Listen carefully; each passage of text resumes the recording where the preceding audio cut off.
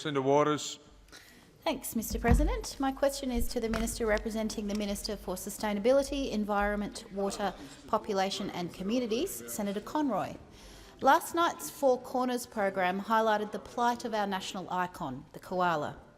It showed how tragically koala populations in New South Wales and Queensland are crashing. Order. On my right and on my left. Order. Order. Senator Conroy is entitled to hear the question and Senator Waters is entitled to be heard. No. Order. Senator Waters. Thank you, Mr President. Last night's program showed how koala populations in New South Wales and Queensland are crashing, threatened by climate change, disease, dogs and rampant land clearing from both urban development and mining.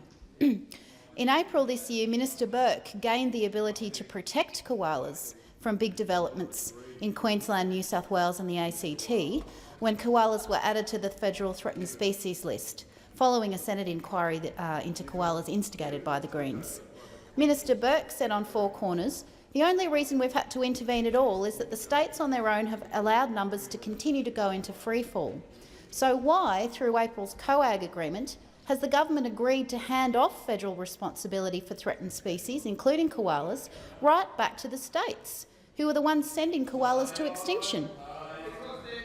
Order. Order. The Minister representing the Minister for Order. The Minister representing the Minister for Sustainability, Environment, Water, Population and Communities. Senator Conroy. Thank the Senator for her question. Mr President, the Gillard government is committed to the protection and recovery of the koala, one of Australia's iconic species. Koalas hold a special place in our community, a special place.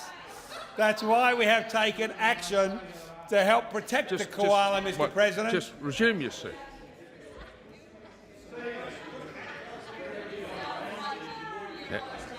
Now, Senator Waters is entitled to hear the answer. So when there's silence, we'll proceed. On both sides. Sit down. Just resume your seat. When there's silence, Senator Waters is entitled to hear the answer.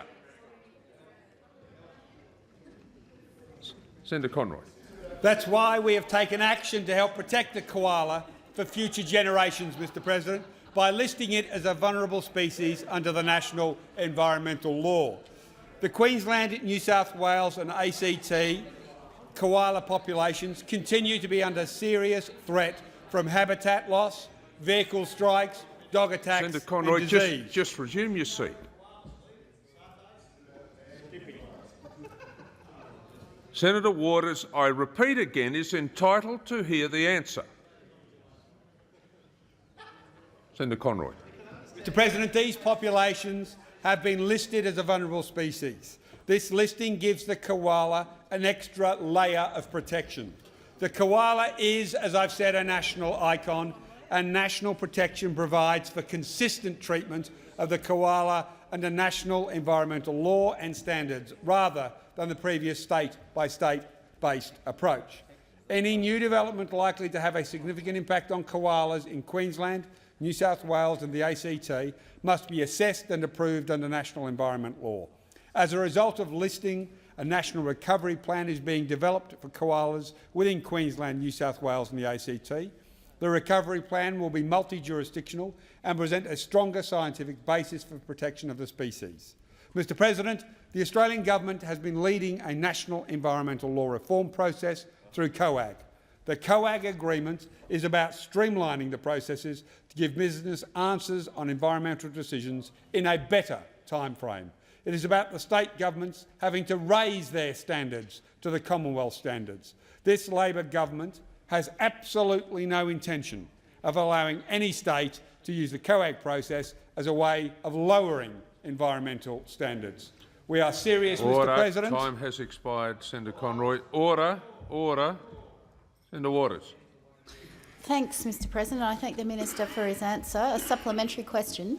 The koala has been estimated to contribute over $1 billion annually in tourism dollars. Minister Burke said last night that state processors were sending koalas on a path of extinction in the wild, which he said was absolutely not good enough, and that was why we had— Senator Waters, you will resume your seat.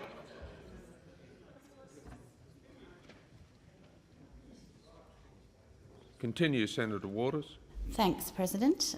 Minister Burke said that was why we had environmental regulation. So what does the minister say to tourism operators about the federal government now ditching its new responsibilities to look after koalas and leaving their survival to the whim of the states, those same states which have driven the huge decline in koala numbers? The Minister. Mr President, we reject the premise of that assertion. This government is serious about maintaining environmental standards, including for the koala and its habitat. The Gillard government has committed $300,000 of new funding under the National Environmental Research Program to find out more about koala habitat. This funding will be used to develop new survey methods that will improve our knowledge of the quality of koala habitat using remote sensing and help fill important data gaps to enhance our understanding and ability to protect the species. Over $10 million was approved under the first round of the Biodiversity Fund for 6 projects in New South Wales and 1 in Victoria aimed at rehabilitation, restoration and linking of koala habitats. And if there's any further information on the question, we'll seek that from Minister Burke. Senator Waters. Mr President, a second supplementary. Why is the government so eager to abandon its responsibility to protect our nationally significant environmental matters, like koalas, other threatened species, migratory species, national heritage places and Ramsar wetlands? How, given the consistent poor record of the states to protect those places or to comply with standards that already exist, can you possibly think that is consistent with our international obligations?